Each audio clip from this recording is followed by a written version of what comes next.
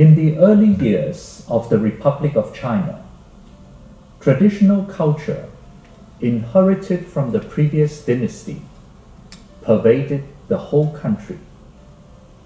There were innumerable scholarly, virtuous, and talented individuals. Many were publicly admired by society and were bestowed the graceful title of Ming-shih. One of the famous Ming-shih, whose reputation spread from north to south, was Yüan K'ei-wen. The term Ming-shih has been used since the Han Dynasty, and its usage has a long history. As the original meaning has become vague, it requires some clarification. Ying-ta, 574 to 648 AD, of the Tang Dynasty, wrote in his commentary on the Book of Rites, the monthly Ordinances. Ming-shih is one whose moral character is upright and outstanding, whose understanding of the way is profound, who will not be subservient to a monarch, and who chooses to live in seclusion rather than hold office. Hou Fangyu, 1618 to 1655, of the late Ming Dynasty, lived in a time of crisis and turbulence. He once wrote an essay titled On Factions. He believed in a concept of Ming-shih that is more forceful and ambitious, describing such a person as one without office who can help the country in times of need. He wrote, "There are stubbornly shameless ministers in the court, and then there are Ming-shih who hold no official positions but rectify wrongdoings and uphold righteousness. Certainly in the court, when all the ministers who rectify wrongdoings and uphold righteousness have left or died, then those who hold no official positions will grow in resolution and strength with their opposition. This is a matter that concerns the destiny of the country as well as the moral culture of the country. As for those Ming-shih who hold no official positions, they are from all over the country and may not know each other. Some may hear of their reputation and admire them. Some may mourn their rectitude and lament them. Some may meet them in person and succumb to approbation.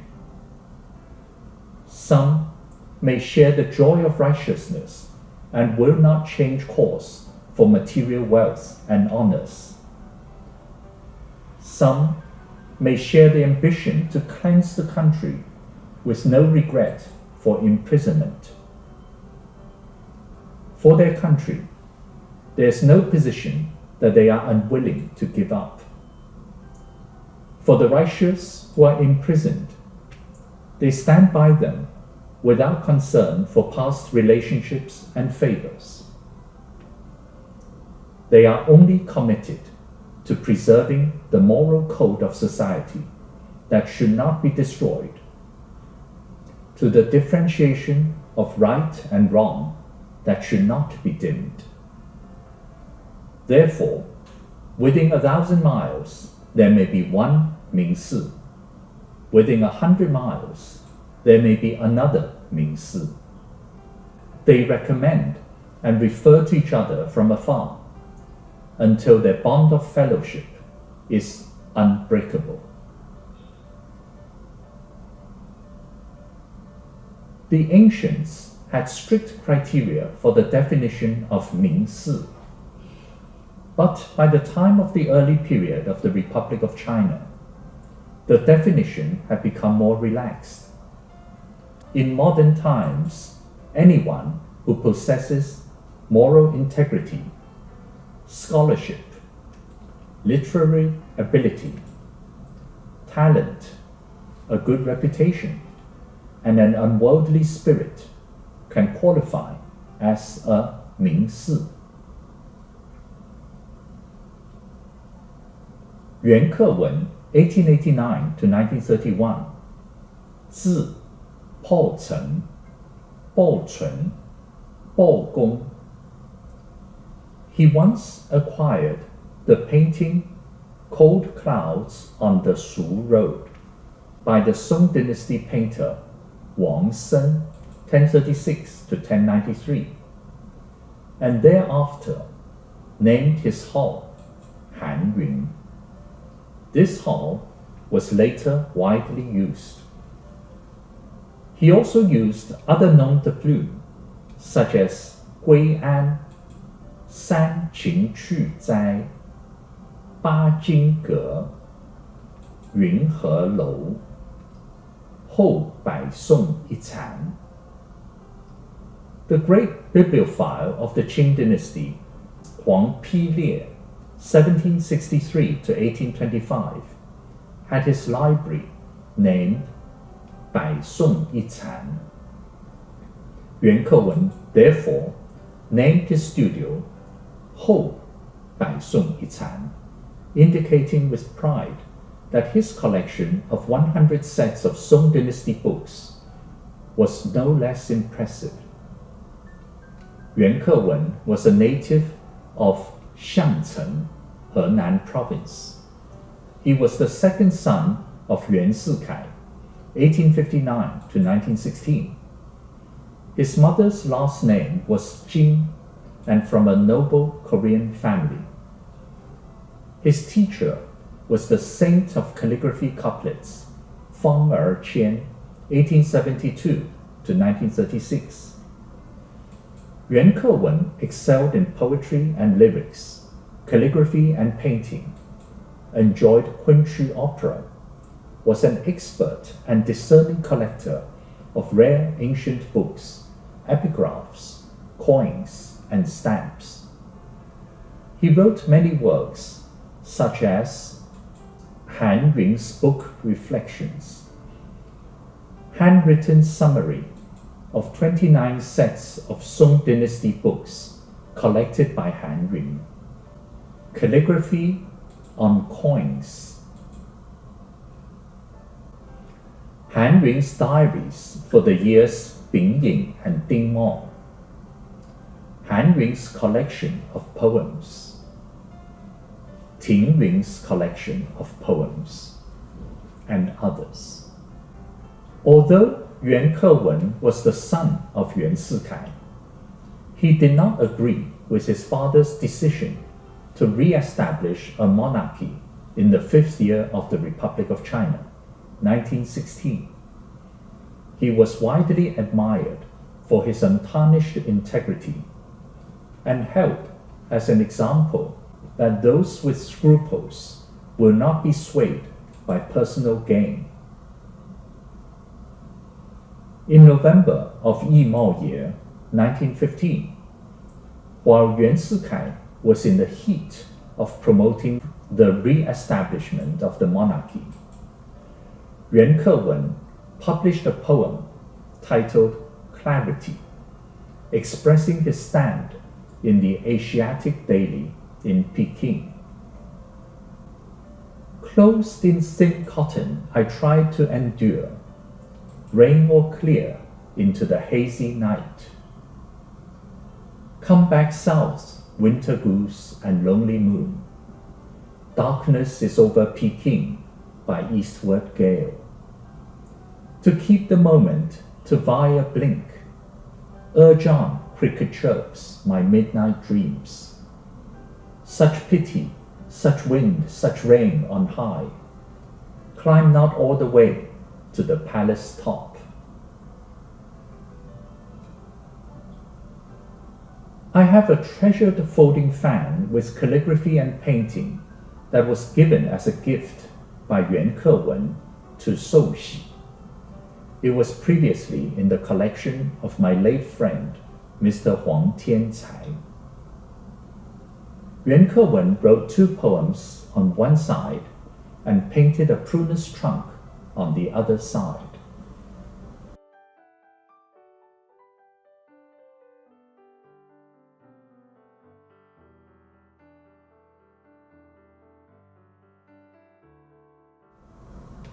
The fan face with 2 poems reads,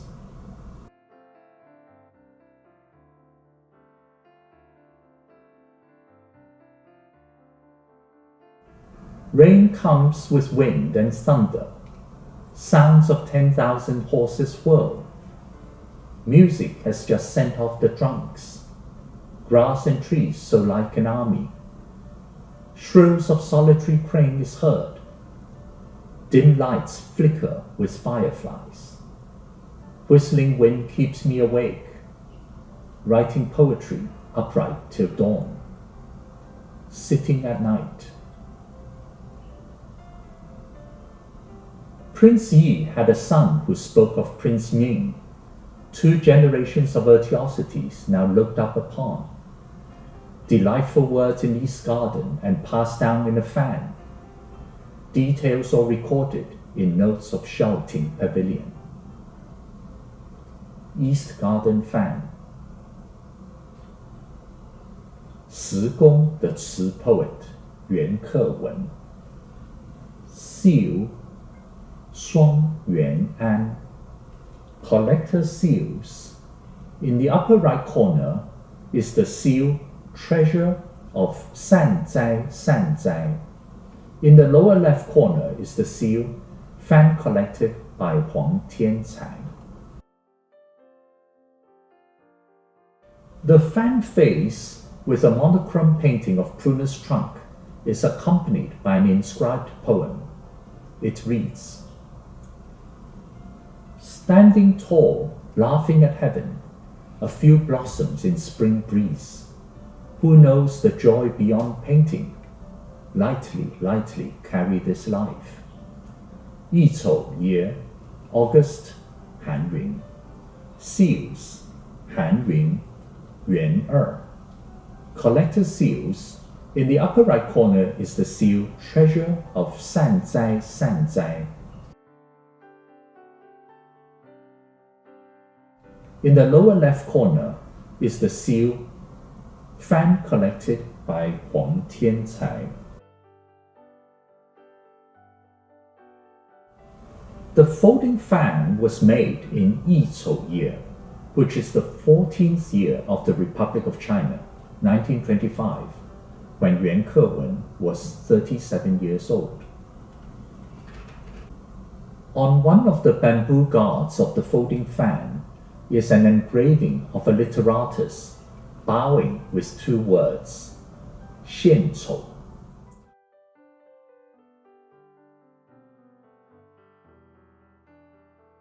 Humbly presenting one's shortcomings in clerical script, and below that, a small intaglio seal, Ssu-k'ang.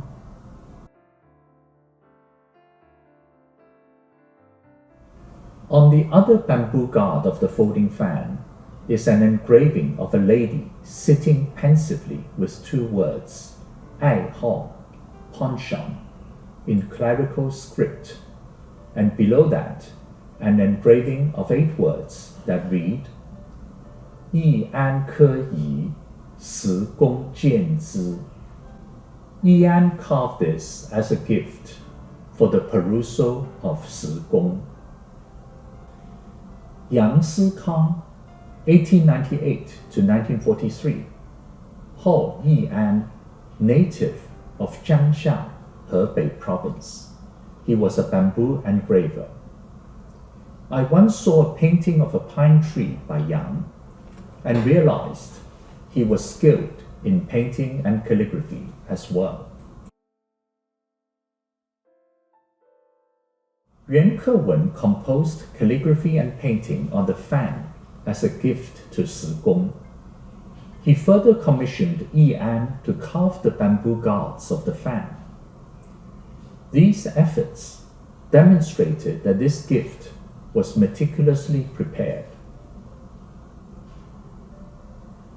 Ssu-k'ang is Shou Hsi, 1885 to 1950. Original name: Xi, Ssu, Zi, Ssu-k'ang, Ssu-k'ang, Shuo-k'ang, Wu-xi. Hao, Ying-ta, Juan, Juan, Juan, Juegong, Cuigong, Beifeng, Yuanding. He was a native of Shaoxing, Zhejiang province, and lived in Peking, also known as Beiping. He taught at the National Beiping Art Institute and the National Beiping University Women's Arts and Science College. He was skilled in poetry and Ci lyrics. He excelled in seal engraving and carved tens of thousands of seals. He left behind a number of publications, including Die Wu Zai Seal Records, Zhu Meng Ru Seal Carving Study, Seal Carving Lecture Notes, Chronological Record of Die Wu Zai Personal Seals, and Juan Lyrical Poems, and others. Yuan K'ei-wen's folding fan of calligraphy and painting was previously in the collection of Mr. Huang Tiancai, 1924 to 2022. Mr. Huang Tiancai's studio name was San Zai San Zai. He was a native of Yangshuo, Guangxi province. He graduated from the National Zhengzi University. He arrived in Taiwan before the communist takeover of mainland China in the 38th year of the Republic, 1949. Subsequently, he held various positions, including Special Representative to Japan for the Central Daily News, President of the Central Daily News, and President and Chairman of the Central News Agency. While he was in Japan, the Chinese Communists launched the Cultural Revolution. He recalled that the Red Guards ransacked homes throughout China, seizing countless items of calligraphy, paintings, and folding fans. The Chinese Communists then shipped them in large quantities by container load to sell in Japan in exchange for foreign currency. Mr. Huang cultivated his refined hobby of collecting folding fans in Japan and eventually became the finest collector of folding fans of his generation. He authored several books, including Zhang Da-qian's Later Life, Interviews with News Personalities, People and Events in Sino-Japanese Diplomacy, Huang Tiancai's Interviews in Tokyo, Zhang Da-qian, A Genius in 500 Years, Jiang Songmeiling, A Legend That Spans 3 Centuries, and others. In July of the 96th year of the Republic, 2007, I held an exhibition of cultural artifacts titled The Cultural World of a Ci Poet at the National Museum of History in Taipei, and invited Mr. Huang Tiancai to deliver a speech at the opening ceremony. In another few years, in June of the 102nd year of the Republic, 2013, I held an exhibition of cultural artifacts at the National Museum of History once more, titled Mountains Ablaze, Benevolence and Righteousness, Salvation and Existence, 1839 to 1946. Mr. Huang Tiancai again kindly agreed to give a speech. His generosity is dearly remembered. During the early years of the Republic of China, collecting folding fans was a popular hobby. The connoisseur Tang 1907 to 1985, wrote, Zhang Boju, 1898 to 1982, of the Yan Commercial Bank, is well known from north to south for his love of fans. His collection of fans mainly featured calligraphy and paintings by contemporary literati. As he is a devotee of Peking opera, he has deep friendships with those famous actors who excel in calligraphy and paintings, so he can be said to have collected all of their works. For a great collector like Zhang Boju, he was not only devoted to folding fans, he also valued ancient and contemporary creations equally. In Han Yun's diaries for the years Bingying and Dingmao, Yuan K'ei-wen recorded various entries related to the engraving of gods of folding fans, revealing a great passion for this field.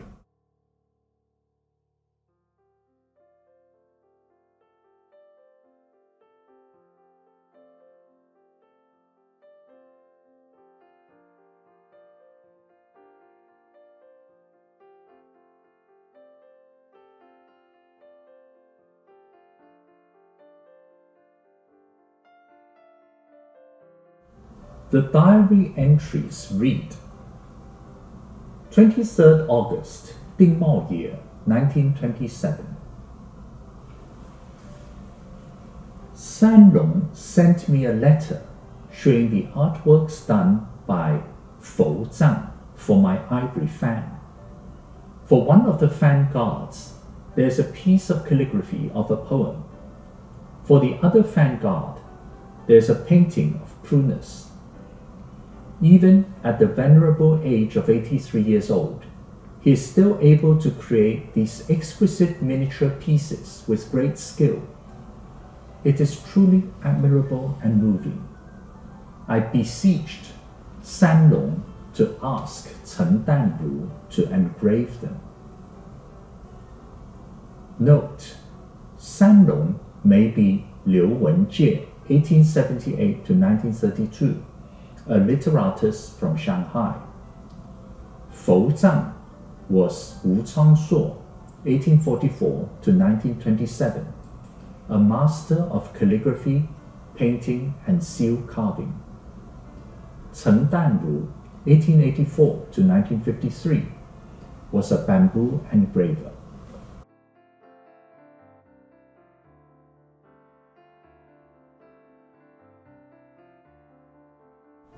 September 26, Dingmao year, 1927.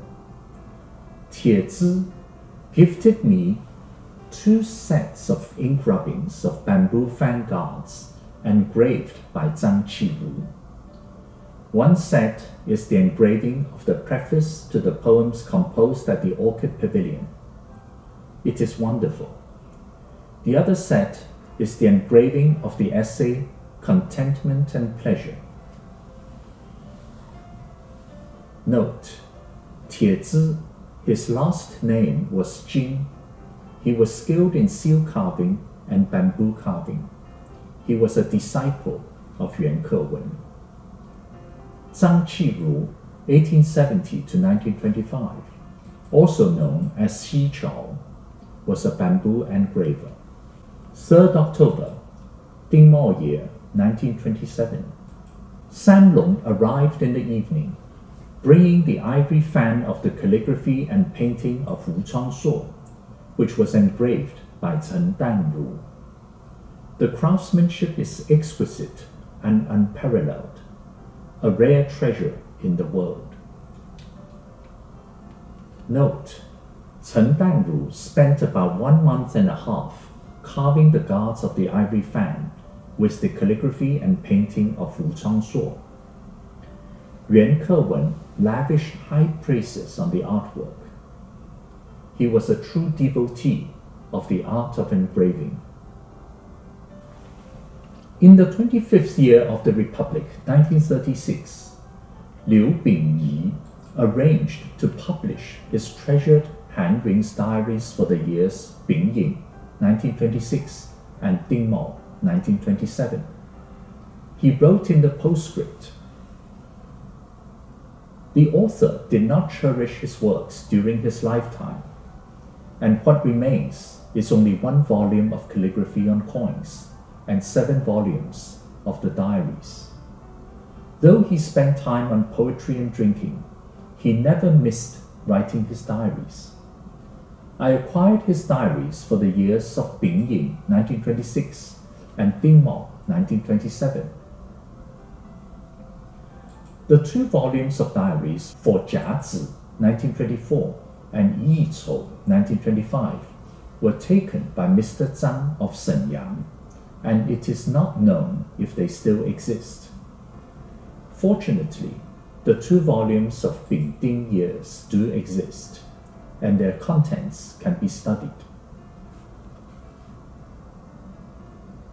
Mr. Tang of Shenyang refers to Zhang Xueliang, a warlord. If the Yi-chou year diaries has not been destroyed, it will probably contain an account of the gift of this fan to Shou Hsi and the commissioning of bamboo fan guards carved by Yang Yi-an. In the 27th year of the Republic, 1938, the fan collector Bai Bingfu wrote, "Jiao Chuang Hua San." Jiao Chuang talks about fans, the only monograph on Chinese fans from the ancient times to the present. The book contains detailed research and extensive insights.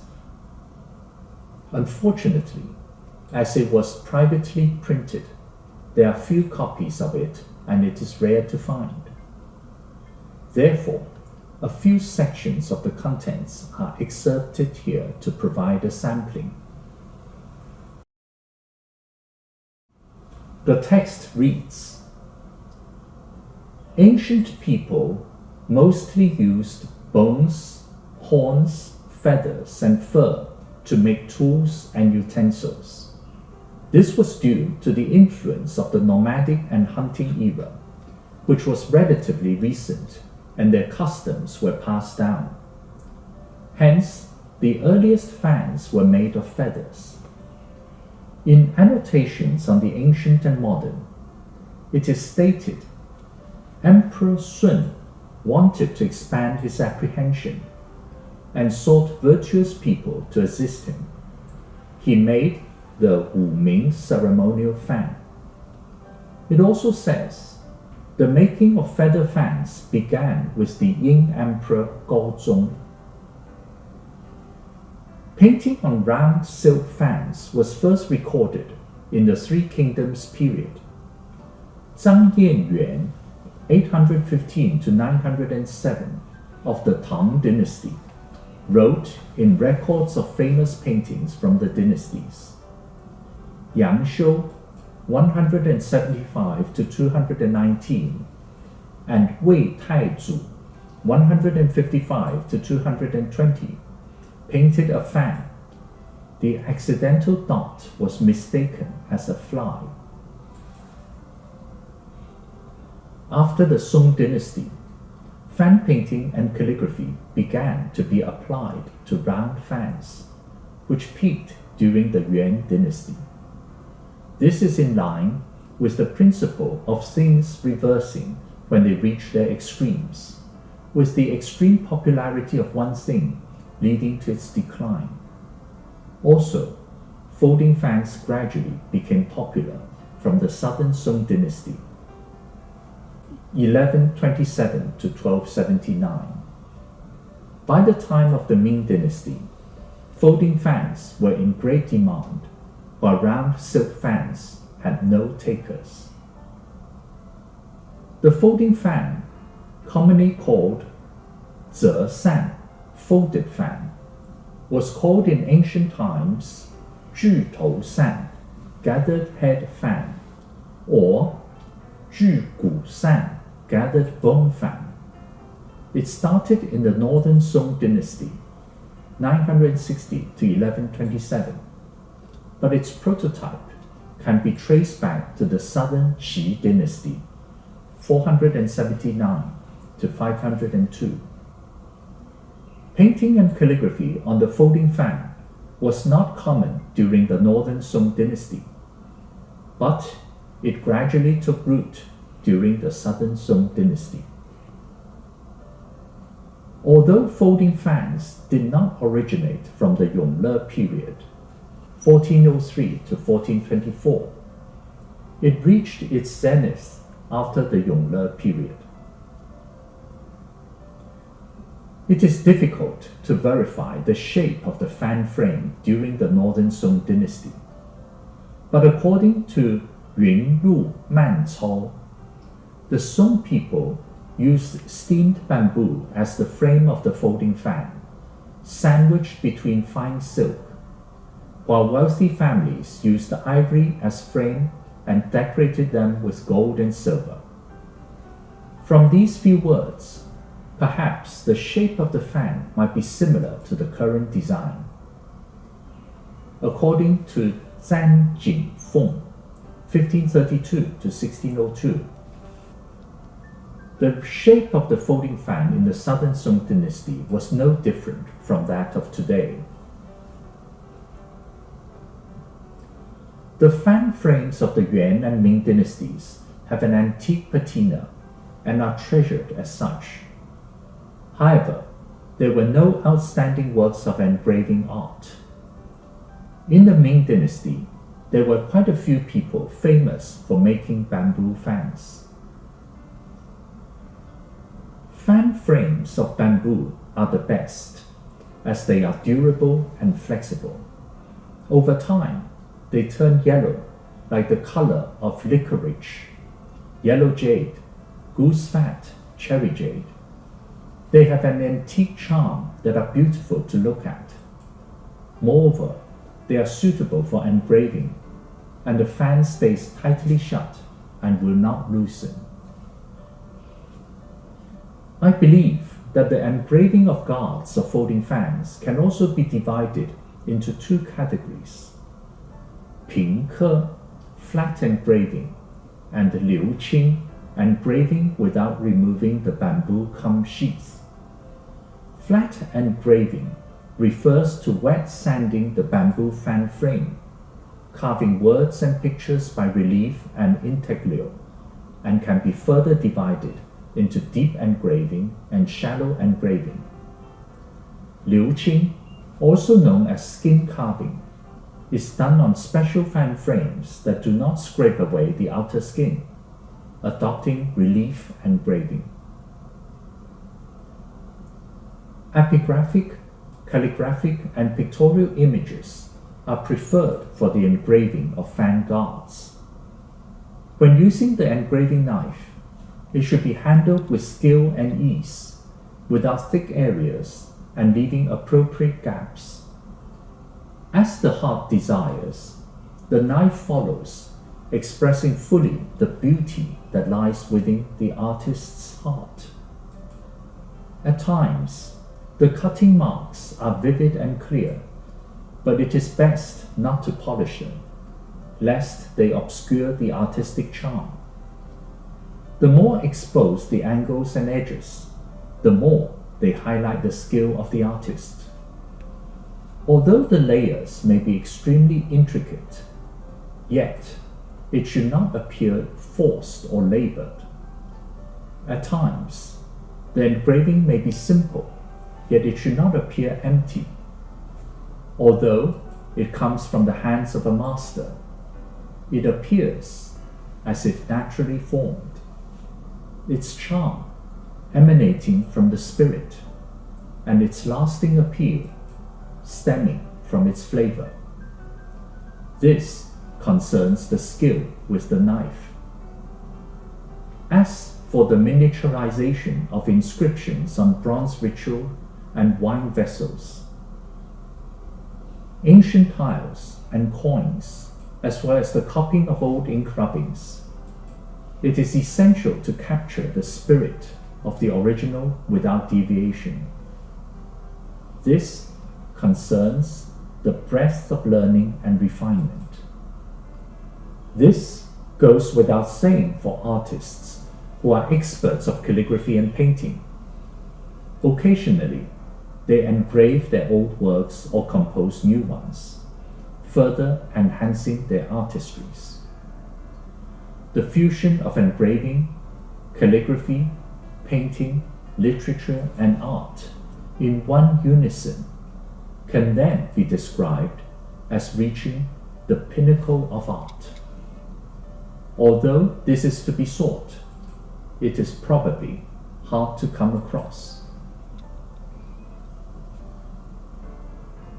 San Ye, fan leaf, is also called San Ye, fan sheet, commonly called San Mian, fan face, also known as Bian Mian, convenient face, Ping Mian, screen face, Jie Tou, bamboo head, Jie Mian, bamboo face. These names are used by the literati to avoid cliched terms. During the Northern Song Dynasty, written records only show the phrase steamed bamboo as the frame of the folding fan, sandwiched between fine silk. Although it cannot be concluded that all fan leaves that time were made of fine silk, it is likely that silk fabrics were primarily used. During the Southern Song and Jing dynasties, the works of Ma Yuan, 1160 to 1225, Ma Ling, approximately 1180 to 1256, Zhou Yan, Yang Meizi, and others, all worked on silk fan faces, indicating a gradual shift from ling luo, fine silk, to juan silk. After the Yuan dynasty, most fan leaves were made of paper, some decorated with gold inlay. Bai Bing Fu, original name Wen Gui, lived in Beiping and had the studio name Jiao Chang Yi Yu Guan. He was a professor of military science. Over the course of recent decades, in the face of numerous catastrophes and disasters faced by the country, many family collections were lost. As for Bai Bing Fu, his name survives only in obscurity. His work, Zhao Chang Talks About Fans, offers valuable scholarship and insights into fan collecting. The title slip on the book cover features a calligraphic inscription by the calligrapher Zhang Boying, 1871 to 1949.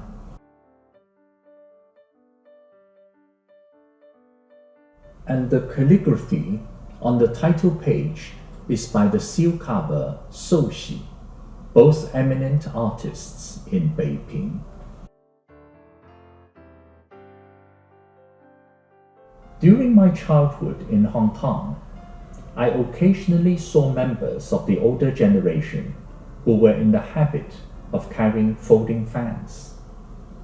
Now, this custom is extinct.